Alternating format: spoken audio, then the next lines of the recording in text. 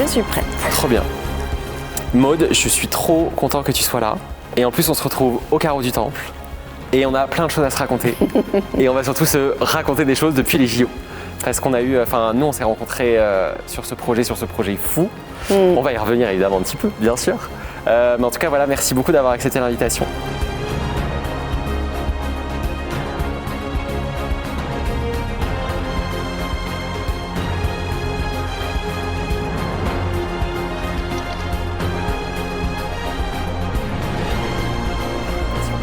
Et l'idée de cette conversation, plus que même d'interview, c'est vraiment donner la possibilité un peu aux gens d'en découvrir, d'en savoir plus.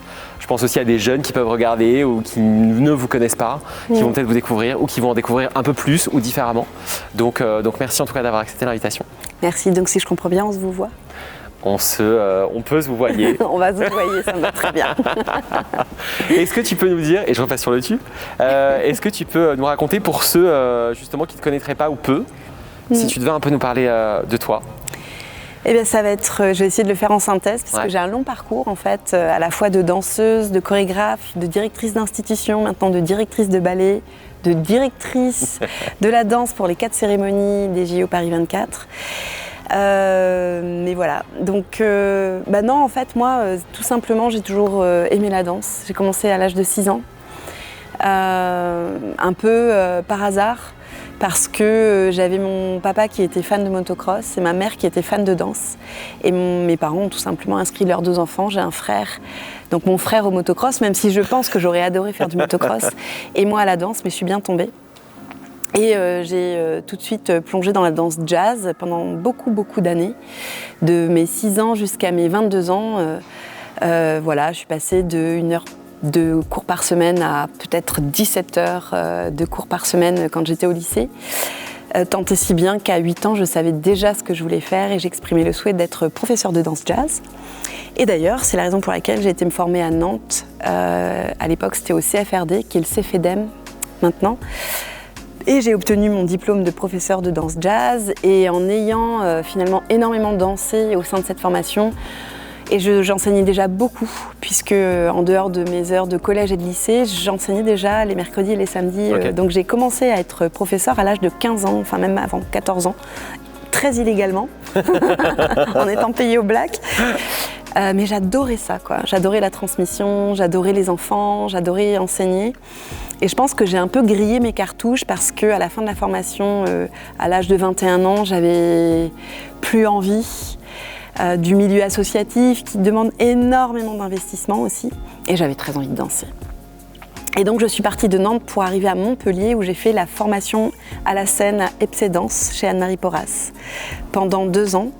J'avais un peu touché la danse contemporaine mais j'étais plutôt sur des techniques type Matmatox, Horton, Gigi Catulianou. Je faisais tous les stages avec Bruno Vandelli, Serge Ricci, enfin j'étais vraiment dans ce game-là, voilà. Et là, donc j'étais à Montpellier et je commençais à prendre un peu des cours de danse contemporaine. J'avais très envie de danser sur scène et j'avoue, même si c'était une formation extraordinaire à Montpellier auprès d'Anne-Marie Porras, c'était pas vraiment une formation à la scène. Je continuais à prendre des cours et j'avais très envie d'intégrer une troupe.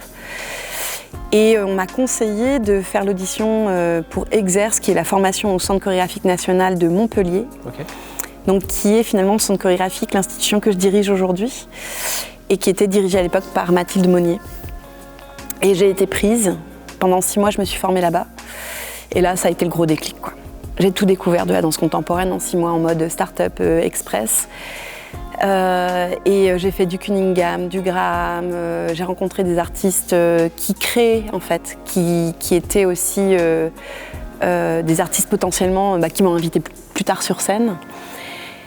Et forte de cette formation, Mathilde Monnier m'a envoyé à un gros stage, j'ai été lauréate d'une bourse, la bourse Lavoisier, pour participer à un énorme stage qui a encore lieu, qui s'appelle Dance Web, okay. Où il y a 50, et c'est pas beaucoup, danseurs et danseuses du monde entier qui sont sélectionnés pour se retrouver pendant 2 mois à Vienne, en Autriche. Génial. Participer à toutes les masterclass, les workshops. Il y a des spectacles tous les soirs. Et c'est un groupe très très uni, on fait aussi des choses entre nous. Donc une sorte de... un peu comme ce que tu peux proposer une fois par mois, mais à 50 et dans le monde entier.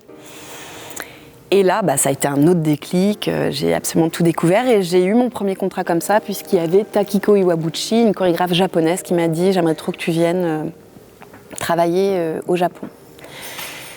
Et donc je suis partie à Tokyo et à Kyoto pendant 6 mois, travailler là-bas. Et comme il n'y a pas beaucoup d'argent là-bas, il n'y a pas beaucoup d'argent non plus pour me faire venir, j'ai commencé à développer mon premier projet. Un peu pour aider la compagnie, mais finalement ça a profilé la suite, voilà, puisque j'ai commencé aussi à vouloir développer mes créations, etc. Donc voilà comment ça a commencé, et après je vais faire une synthèse parce que je vous dis on en a pour 3 heures, et là j'ai entamé mon parcours d'artiste-interprète qui a duré 24 ans. Donc j'ai dansé pendant 24 ans, donc au Japon, ensuite en Suisse avec Guillermo Botello, ensuite en France avec Mathilde Monnier, 15 ans avec Boris Charmatz, des chorégraphes internationaux comme Mette Egvertsen en Belgique, des événementiels, mais surtout plutôt dans le milieu, on va dire, de la danse institutionnelle, en danse contemporaine. Donc c'est des gros festivals comme le Festival d'Avignon, le Festival d'Automne, le Théâtre du Châtelet, le Théâtre de la Ville, Chaillot, le Festival Montpellier Danse et puis tous les festivals en Europe et dans le monde. Et puis comme j'aime bien faire plusieurs choses en même temps, j'ai aussi repris mes études, donc j'ai un Master 2 en histoire de la danse. J'ai fait aussi une formation pendant 3 ans auprès de Laurence Loup, une grande critique de danse, donc anthropologie de la danse, sociologie de la danse, etc. J'ai monté ma propre compagnie, d'abord un collectif pendant 8 ans qui s'appelait le Club des 5. Et puis ma compagnie en 2009, et depuis 2009 en fait, je suis passée de ma première création Professeur, qui a été très repérée, qui a eu plusieurs prix, dont le prix de syndicat de la critique, etc. Et aujourd'hui, je dirige le Ballet de Lorraine. Voilà, et entre-temps, j'ai dirigé le CCN d'Orléans. Je boucle cette longue synthèse. Non mais c'est hyper bien, c'est hyper clair en tout cas. Et c'est très riche de plein de choses. Et du coup même moi, on se connaît pas depuis longtemps. Tu découvres. Mais du coup je découvre et c'est ça qui est génial. On est repassé au tu. On va garder le tu. Oui, j'aime bien le vouvoiement des fois comme ça. Si ça revient, c'est cool. J'aime bien, ça me fait un peu rire en plus. Trop bien. Donc un parcours hyper large, et c'est vrai que moi j'ai découvert aussi du coup en travaillant avec toi plus le côté institutionnel. Et là même là quand on en parle, j'adore parce que c'est 1000 termes que je ne connais pas, 1000 endroits que je ne connais pas, et c'est ça qu'on a aussi trouvé génial notamment pendant les JO, c'est qu'on a pu croiser nos mondes un petit peu, et ça a trop bien fonctionné, et on s'entend hyper bien, et on a envie de collaborer ensemble encore sur d'autres projets. Ouais. Donc j'ai trouvé ça super. Est-ce que tu pourrais nous dire un petit peu comment on arrive, je vais directement un peu dans le sujet aussi qui nous lie, mais sur les JO, comment ça a démarré, comment on te contacte, et ce poste directrice artistique de la danse, qu'est-ce que ça voulait dire aussi, quel était toi ton impact en tout cas sur toute cette préparation? C'est une très bonne question parce que déjà pour moi c'est très difficile de résumer tellement il y a eu de choses à faire en 3 ans sur ces 4 cérémonies, avec ces responsabilités-là de direction de la danse. Et même, par exemple, j'en discutais dernièrement avec mes assistants, ils ont vu le documentaire de Manu Herrero, qui rentre un petit peu dans les coulisses de la création et qui nous suit, pas seulement dans les studios, ni, je sais pas, à la Montjoie ou dans les grands lieux comme ça où on a pu rassembler les centaines de danseurs, mais aussi il nous suit dans les bureaux, les rendez-vous. Et en fait, mes assistants me disaient, mais Maud, on savait, on te voyait courir dans tous les sens, mais on ne mesurait pas en fait. Comment j'y suis arrivée? Tout simplement parce que moi je connais Thomas Joly depuis longtemps, c'est un ami maintenant. Quand j'étais au tout début de mes travaux, j'habitais à Rennes. J'habite que depuis peu de temps à Paris, j'ai toujours été en région en fait, moi j'adore être en province. Et on était tous les 2 artistes associés au Théâtre National de Bretagne. Et le directeur du Théâtre National de Bretagne, m'avait toujours dit, je veux absolument faire le in-between entre toi et Thomas, vous avez vraiment la même façon de penser, le même mindset, la même vision de l'art, vous êtes jeunes tous les 2, il faut absolument que... Donc il nous a présenté un petit déj du théâtre et on ne s'est jamais quittés. Puis on a bu un café et puis de fil en aiguille, Thomas a commencé à me proposer du travail. Il m'avait vu d'abord danser dans une pièce de Loïc Touzé. Moi je ne me rappelais pas en fait. Et il était étudiant, je le dis parce qu'il le dit dans quasiment toutes ses interviews. Je travaillais en tant qu'interprète pour Loïc Touzé, peut-être un chorégraphe que vous ne connaissez pas, mais qui est plutôt dans le milieu des politiques culturelles et du spectacle vivant institutionnel, et qui a fait une pièce qui s'appelle Love, qui a été emblématique, qui a énormément tourné. Et Thomas l'a découvert quand il était étudiant à Rennes, quand on jouait au Théâtre National de Bretagne. Et il est tombé in love de moi, et je le sais, parce qu'il est venu me le dire. Je buvais un café dans un café à côté du théâtre, et ce jeune étudiant que je ne savais pas qui c'était, et qu'on ne savait pas encore que c'était le Thomas Joly d'aujourd'hui, m'a dit littéralement, je suis tombé amoureux de vous sur scène, je ne sais pas qui vous êtes, mais je devais absolument me le dire. Et moi j'étais, merci. Et il le dit à chaque fois, il dit, mais je suis tombée en amour. Et puis voilà, cet amour continue, moi aussi, c'est réciproque. Et puis... en fait, Thomas m'a proposé de chorégraphier les chorégraphies d'un opéra à l'Opéra de Paris qui s'appelle Heliogaballo. Et on a commencé notre première collaboration comme ça. C'était un gros projet. Ensuite, pardon, c'est mon petit chien Charlie qui est là. Ensuite, on a fait un autre projet quand il est arrivé au Quai. Il m'a programmé. Enfin bon, bref, on a toujours eu envie de continuer à travailler ensemble. Il m'a même proposé de poser ma candidature au CCN d'Angers pour qu'on soit tous les deux co-directeurs de la même institution. Puis moi, je venais d'arriver à Orléans, ça faisait à peine un an, c'était pas possible, mais on en rigole encore. Et un soir, on est en août 22, il est 22h, il m'appelle, je suis dans ma voiture, je reviens de la plage, et il me dit écoute Maud, tu sais, j'aimerais te proposer une chose, je suis très pressentie, mais c'est pas encore sûr. Ça va s'officialiser peut-être. Je suis très pressentie pour être le directeur artistique des 4 cérémonies et je voudrais que tu fasses partie de ma core team. Et moi, je lui ai demandé ce que c'était qu'une core team. Elle m'a dit, ma team rapprochée, j'ai besoin d'un accord de principe parce que je rencontre le CIO demain, Tony Estanguet. Juste, est-ce que tu voudrais en faire partie? Et je lui dis, ouais. Mais je ne pensais pas que ça arriverait. Et en même temps, je lui dis, moi, je te suis.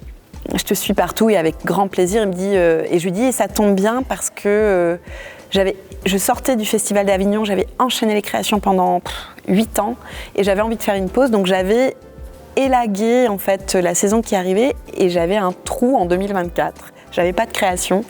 Bon, il s'avère que j'ai fait une grosse création qui s'appelait les 4 cérémonies des JO, mais c'était le moment. Et puis quelques mois plus tard, je voyais dans les journaux officiellement que c'était lui directeur artistique et je sais pas, quelques semaines plus tard, j'ai rencontré Thierry Reboul et c'était parti. Waouh. Voilà. T'as pris conscience tout de suite du projet, parce que c'est assez flou au début, en fait, le côté JO, oui, cérémonie. Pour revenir sur ma fonction, ouais. En fait, je me souviens qu'au premier rendez-vous avec Thierry Reboul, il nous a prévenus parce qu'il était fort des premières expériences et graines qu'ils avaient posées dans la transition en fait, entre on va dire les JO du pays précédent et la France. Et Victor Lemann ayant déjà collaboré en fait, un petit peu sur le projet de la Marseillaise. Et puis lui, il avait eu les échos des différents directeurs artistiques qui disaient encore on s'en remet pas et on s'en remet jamais.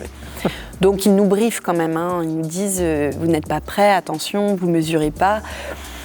Mais je pense qu'il faut une vraie dose de déni, quoi, presque, de se dire oui, mais en fait ça va aller. Et d'ailleurs, ça ne m'a jamais quitté le ça va aller. Tu étais là et tu y as participé, tu as vu. On est obligé en fait déjà de faire au jour le jour, de se dire que c'est mission impossible tous les quarts d'heure, il n'y a rien qui va, rien qui rentre dans rien, tout qui doit changer, sauf qu'on n'a ni plus le budget, ni plus les gens, ni plus le temps. Mais il faut quand même qu'on trouve les solutions. Et on les trouve, finalement, l'impossible est possible, ça c'est la leçon. Et puis je pense qu'on est pris par la beauté du geste, et qui est un geste unique et extraordinaire. Et moi j'ai tout de suite senti que c'était... je me sentais très privilégiée, très chanceuse, et j'avais envie de rester dans cette chose-là de positive, de me dire mais waouh, mais la chance que j'ai, et je vais y arriver, et je crois en moi, et l'équipe était dingue, les équipes étaient dingues, et les techniciens, et la prod, et les gens de Paris 24, et toi, et vous, et nous, et les danseurs, et la core team, vraiment on était bien ensemble. Donc voilà. Après, les responsabilités que j'avais étaient quand même, c'était un spectre très très très très large, qui me demandaient de chorégraphier des gros tableaux, comme Synchronicité qui a rassemblé quasi 800 personnes au total. Hein. Si on compte les techniciens, ça c'est encore pire. De chorégraphier pour Lady Gaga, donc partir d'un coup à Los Angeles tout en étant sur un autre tableau, sur un truc qu'elle a accepté à la dernière des dernières minutes parce que les top artistes c'est toujours comme ça. Donc avec des gros défis, une team. De son côté à elle, elle est hyper exigeante. Moi j'adore, hein, mais du coup, voilà, sacré challenge. Donc j'allais de ça à chorégraphier sportivité, où en fait, en gros, ma chorégraphie c'était des skateboards, des BMX, du double dutch. Ton domaine. Voilà, pas du tout mon domaine, c'est la chorégraphie. Alors après, il s'avère que Thomas m'avait pas choisi pour rien. J'avais fait beaucoup de choses, des gros événements dans la ville, in situ. Je travaillais à la fois avec la danse contemporaine, Adeline qui vient du crump, le walking, le voguing. Il suivait de très près tout le projet que j'avais fait avec Orléans et il voyait en fait toute la diversité des cultures de danse et mon goût en fait pour toutes les danses et comment je peux les embrasser, toutes les communautés de danse. Et effectivement, moi j'étais hyper heureuse de travailler avec des danseurs qui n'est pas de mon milieu, qui n'est pas de mes cultures et de les mettre avec le ballet de Lorraine, le ballet de Bordeaux, les étudiants du Conservatoire Sup de Paris et de faire en sorte que ces réseaux se croisent parce que j'ai cette ouverture d'esprit et de cœur. Voilà, parce que moi je viens de tout ça en fait. Je viens du terrain.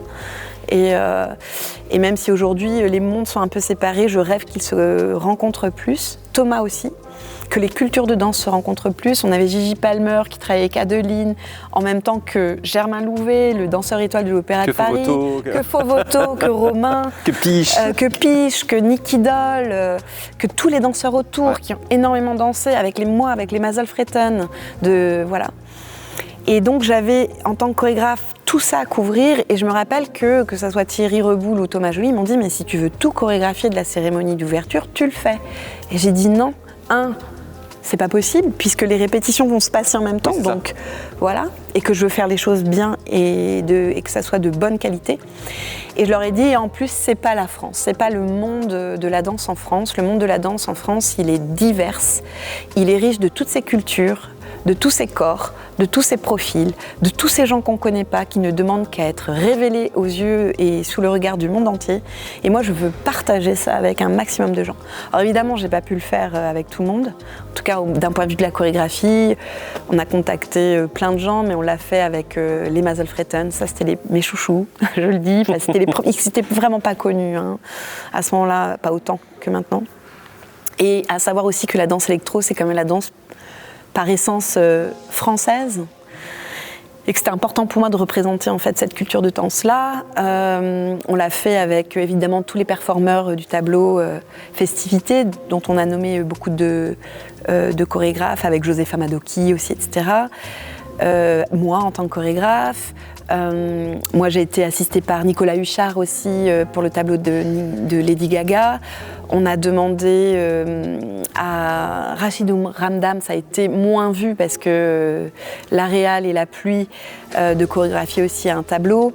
Alexander Ekman de venir chorégraphier la cérémonie d'ouverture paralympique et il s'est emparé, alors cette fois-ci tout seul, de cette chose-là et c'était hyper important pour nous de montrer, de mettre en avant effectivement des danseurs en situation de handicap, mais de leur faire une cérémonie très chic, très belle. On a regardé toutes les cérémonies paralympiques et on s'est dit c'est vraiment Alexander Ekman qu'il faut et ça a été un vrai pari qui a été très bien relevé. Ouais. Vraiment très bien relevé. Donc on a fait le bon choix. Donc moi, en fait, mon travail, c'est de chorégraphier, mais de programmer tous ces gens. Donc en fait, j'arrive et j'ai présenté plein de chorégraphes à Thomas.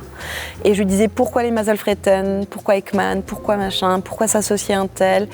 Et ensuite, c'est travailler avec la prod sur le montage de production de tout ça. Donc c'est énormément de travail.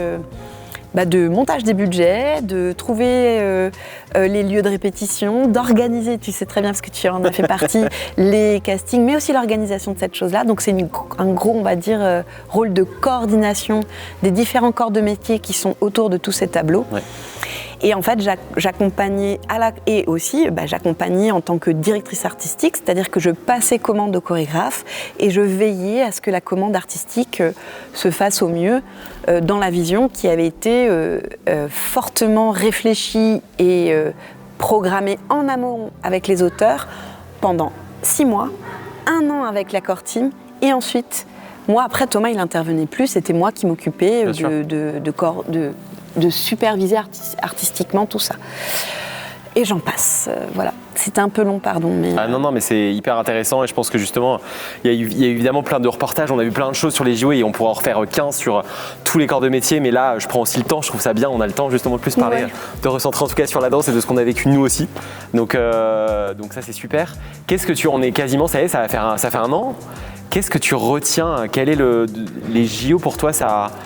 Est-ce que ça a changé quelque chose? Est-ce que c'est qu'est-ce que ce projet t'a amené que d'autres projets n'ont pas pu peut-être amener, quoi, parce que c'est un projet assez unique comme tous, mais avec une dimension là tellement mondiale. Qu'est-ce que tu en retiens? Qu'est-ce qui ressort de cette expérience-là? Moi, j'ai l'impression en fait d'avoir appris beaucoup de choses et c'est pour ça que je continue ce métier. J'adore apprendre, découvrir, rencontrer, me déplacer, mais j'ai pas non plus l'impression d'avoir découvert des choses que je ne connaissais pas. J'ai plutôt l'impression d'avoir musclé, comme si j'étais allée à la salle de sport et que d'un seul coup j'avais bodybuildé toutes mes compétences et que j'avais pu tout simplement les mettre en pratique dans une version XXXX avec 15 000 XL. Voilà. Donc, et ça c'est génial parce qu'on touche. On a tous des potentiels et c'est comme si d'un seul coup j'avais la marge de développement de plein de potentiels que je pouvais, mais avec, je ne sais pas, moi je faisais déjà des grosses, je donne des exemples, je faisais déjà des grosses créations, là c'est avec 25 danseurs et d'un seul coup je fais une pièce avec 800 danseurs, quoi. Et comment du coup je fais, c'est quoi la méthodologie, je pars de 6, ensuite 25 et en fait ça crée des nouvelles modalités de création et de production, mais moi qui me pète la tête, j'adore en fait, d'un coup je découvre. Et qu'est-ce que je retiens de ça? Des choses que je peux ensuite mettre en pratique ailleurs. Ouais. Voilà.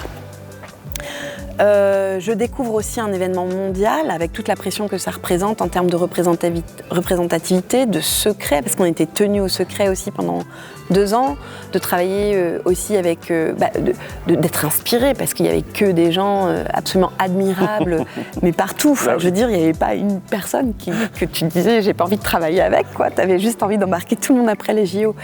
Donc j'ai été énormément portée aussi par le talent de tous les gens qui m'entouraient et moi j'allais c'était après je vais parler de ce qui était compliqué, mais c'est-à-dire qu'il y avait des épreuves tous les jours, la fatigue, les complications, le stress, c'est un gros stress à un point tel qu'on est en mode dissociation. Au bout d'un moment en fait on stresse plus tellement, le level est high.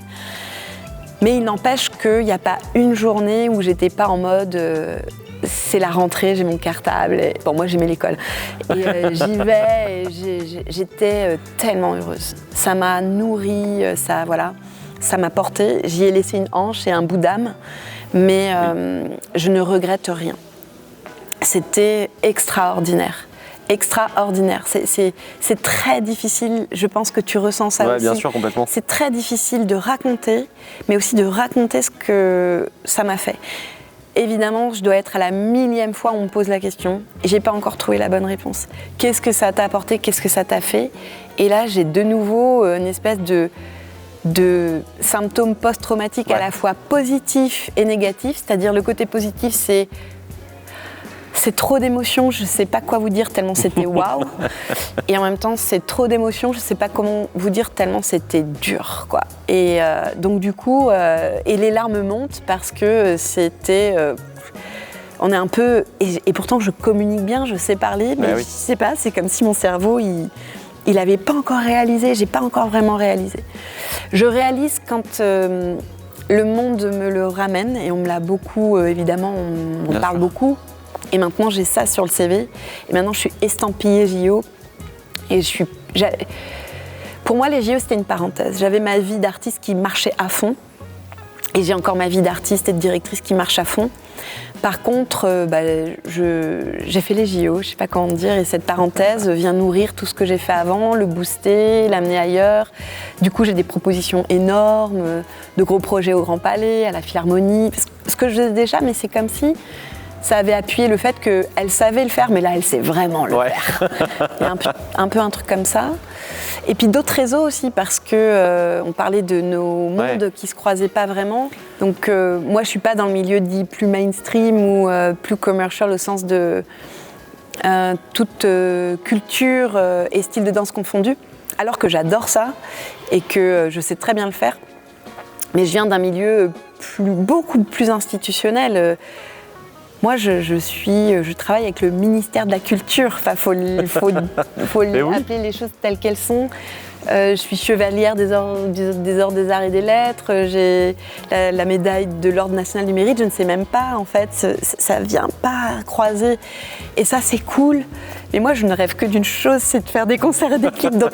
Et parce que c'est l'espace de la création qui me plaît et comment je peux découvrir. C'est pas les mêmes modalités que de travailler avec une caméra, que de faire une création pendant 10 à 12 semaines pour le festival d'Avignon. C'est vraiment pas les mêmes modalités, c'est pas les mêmes tempi, c'est pas les mêmes... Par contre, c'est les mêmes compétences de chorégraphe en fait. C'est juste... voilà, c'est... Mais tu dirais du coup que ça a ouvert quand même, enfin, tu sens que ça a ouvert quelque chose, encore plus de possibilités que tu en as déjà, hein, mais... ça m'a donné tellement plus d'envie. Ouais. En fait, ces envies étaient en sommeil et ça les a réveillées. Et je pense que Thomas, il a eu le flair là-dessus, c'est qu'il s'est dit, ça c'est cadeau, on va lui offrir cette opportunité-là. Pour tout vous dire, je ne voulais pas faire Lady Gaga parce que j'avais trop pas le temps. Et il m'a dit, Maud, tout le monde rêve de faire les top artistes, sauf toi. T'as un problème en fait, mais tape-toi un kiff. Moi j'étais là, non, faut faire les choses bien. Et j'étais bien dans l'ombre en fait. Je sais pas comment dire, j'attendais pas des JO une lumière, j'attendais une nouvelle expérience. Et il me dit, mais tu veux pas aller à Los Angeles? Mais je te jure, il a insisté. Mais tu vas rencontrer Lady Gaga. Je dis, ah oui, mais tu sais, j'ai quand même sportivité. Moi là, les gars, ils m'attendent avec leur skate et tout. Ils comptent sur moi. Mais t'as des... Et puis, au bout d'un moment, je me suis dit, mais il a raison, en fait. Je vais regretter. Je vais regretter parce que je ne l'ai jamais fait. Donc j'ai dit OK. Et ça a été un peu mettre des ronds dans des carrés parce que j'avais vraiment pas le temps. Mais je l'ai fait. Et je ne regrette pas. Et quelque part, je me dis, il savait que c'était quelque chose que je voulais faire, mais que je ne m'autorisais peut-être pas à faire. Parce que je suis sérieuse et que j'étais responsable, j'étais responsable d'équipe, j'étais directrice de la danse et que c'était pas l'endroit pour mon kiff, quoi. Et lui m'a dit, mais autorise-toi un kiff. Et puis je l'ai fait, voilà. Et maintenant je vais m'autoriser des kiffs, c'est le moment. Ça y est. Ouais. C'est justement l'après JO, donc du coup c'est retrouver sa vie. Ouais. Est-ce que ça, finalement, la vie reprend, tout simplement. Et aujourd'hui, toi, t'en es où? C'est quoi les actualités, justement les envies, les prochains projets? Parce que je sais qu'il y a plein de choses évidemment, mais tu nous reparles aussi du centre chorégraphique, tout ça, parce que c'est des choses aussi où même moi je découvre plein de choses avec toi là-dessus, parce que c'est moins mon monde effectivement, et du coup pour continuer à justement se côtoyer et tout ça. Ce qui est cool par exemple par rapport au centre chorégraphique, c'est que j'ai l'impression que c'est des outils de création qui peuvent vraiment être là au service de tous les artistes. Encore une fois, tout style confondu et toute provenance confondue. Et nous, on a beaucoup soutenu des artistes venant de différents horizons. Et par exemple, avec les rencontres que j'ai pu faire avec différents danseurs et danseuses des JO, j'ai dit, mais venez. Et j'ai reçu des candidatures d'Emmanuel Soum, par exemple, ou des choses comme ça, qu'on va soutenir et qui aurait peut-être, je ne sais pas si, je ne veux pas parler à sa place, si elle frappait beaucoup à la porte des centres chorégraphiques. Cindy Melly aussi qui m'a écrit, d'ailleurs il faut que je lui réponde, mais que je trouve, et donc du coup c'est de me dire, tiens, enfin, moi j'ai pu aussi faire savoir que dans le milieu subventionné, il y a des lieux de création qui peuvent aider aussi les artistes qui veulent développer leurs projets. Et donc moi j'ai à mon actif maintenant 10 ans de direction de CCN, de Centre chorégraphique national. Il y en a 19 en France.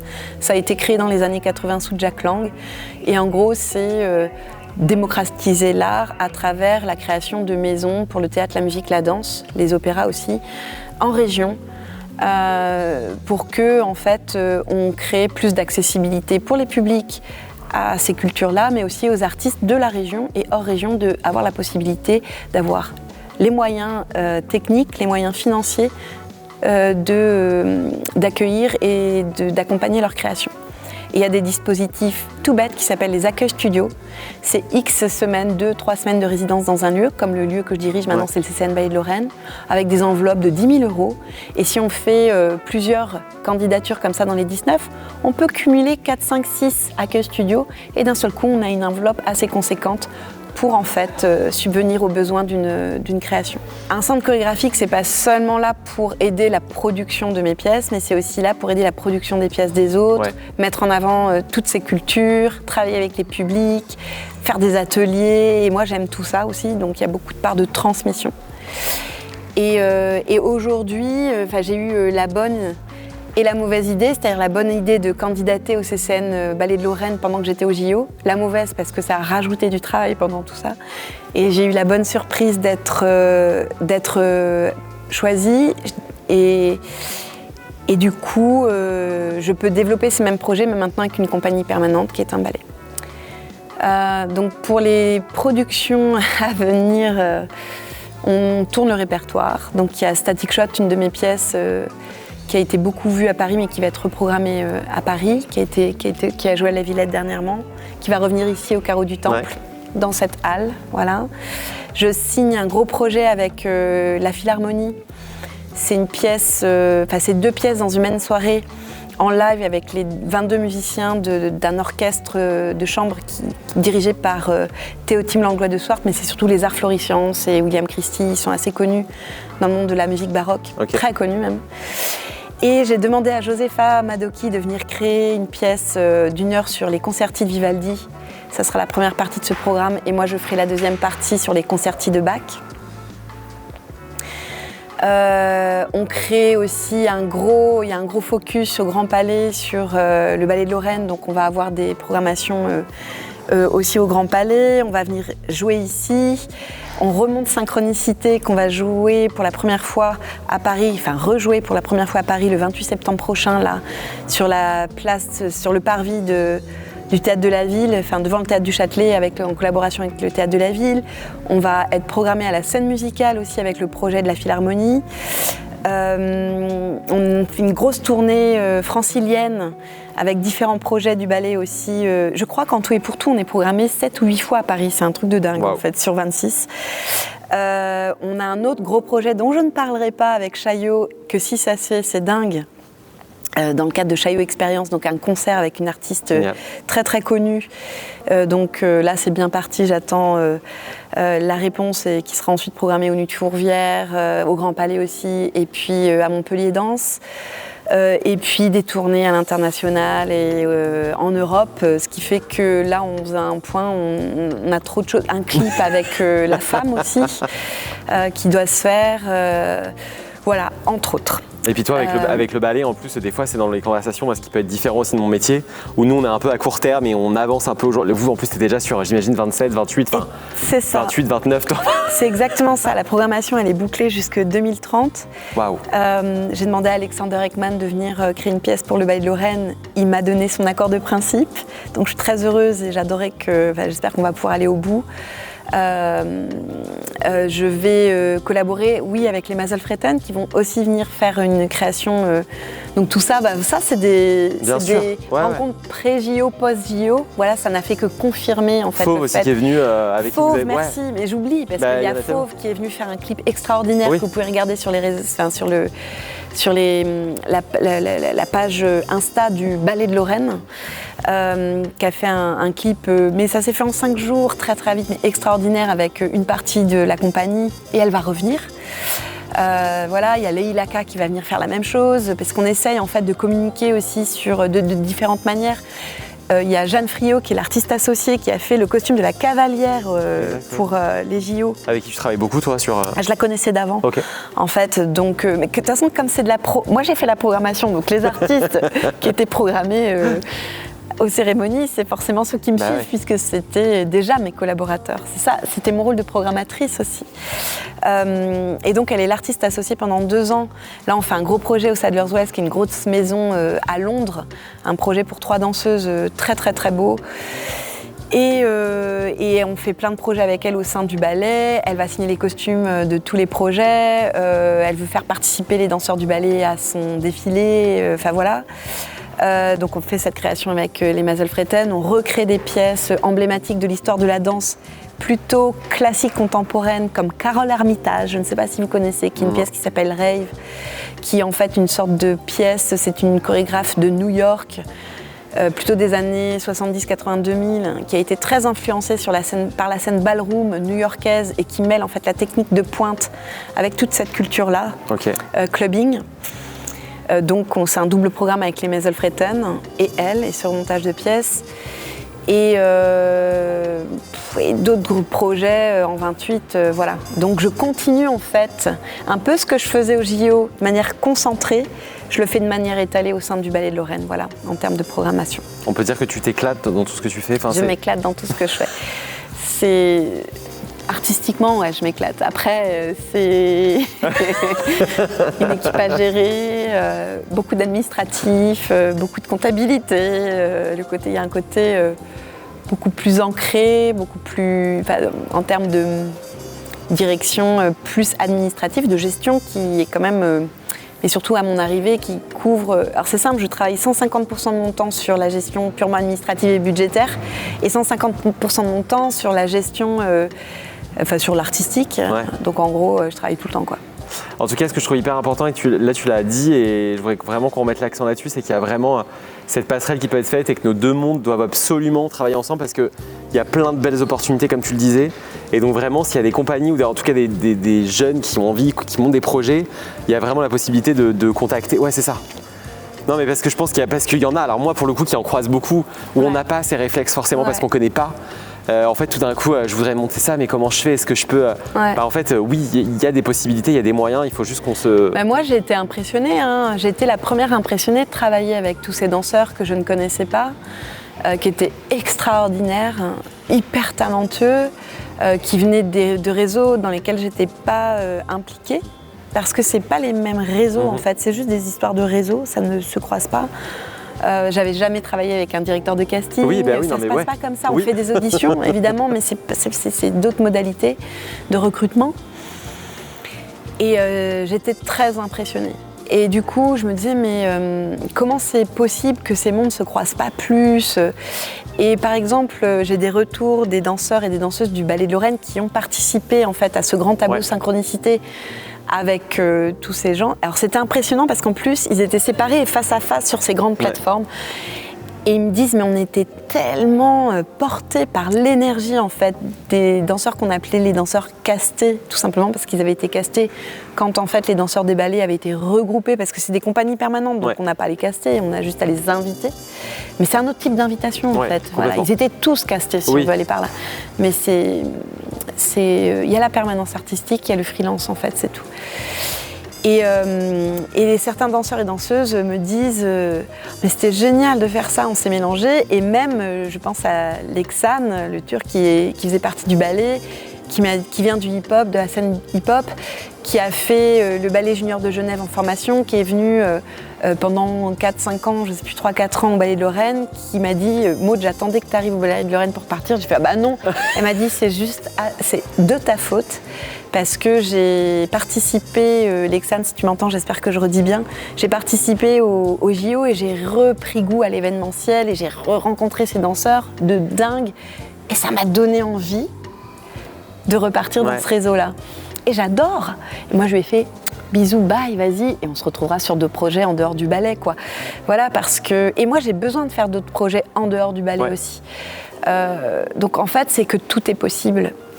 Et j'aspire à ce que ça se rencontre plus. Je voulais venir à tes rencontres. C'est des histoires de planning, j'y arrive pas. Mais j'ai été vraiment impressionnée. Et même un peu timide parfois, parce que je découvrais aussi tout un monde. Et j'étais hyper respectueuse. J'espère qu'ils l'ont senti en tout cas, de tous ces danseurs et danseuses qui ont énormément donné pour cet événement. Et en tout cas, j'ai un souvenir à la fois mémorable et délicieux de toutes ces semaines, rappelle-toi, à la Montjoie, et quand on les voyait passer, et avec lesquels on pleurait, on riait, on dansait, enfin, c'était hyper joyeux quand même, c'était trop bien. Ouais, c'était fou. C'était fou. Qu'est-ce qu'on peut te... alors la suite, on la connaît, mais plus globalement, qu'est-ce qu'on peut te souhaiter encore avec ce parcours déjà si riche? Qu'est-ce que... Un peu plus de repos. Ouais. Je le fais, parce que c'est quand même possible. Faut beaucoup travailler, il faut beaucoup se remettre en question, il faut beaucoup écouter, il faut beaucoup manager, etc. Mais ça passe aussi par s'écouter, prendre du temps, se soigner. Là, j'aurais repris, parce que je me suis blessée grièvement quand même pendant les JO, j'ai repris la rééducation, je redanse à nouveau. J'aimerais bien redanser, je redanse un peu plus. Des fois, j'ai dansé toute ma vie, moi j'ai dansé 25 ans, enfin pendant 25 ans en carrière de danseuse. Et c'est bizarre parce que, qui est-ce qui me disait ça?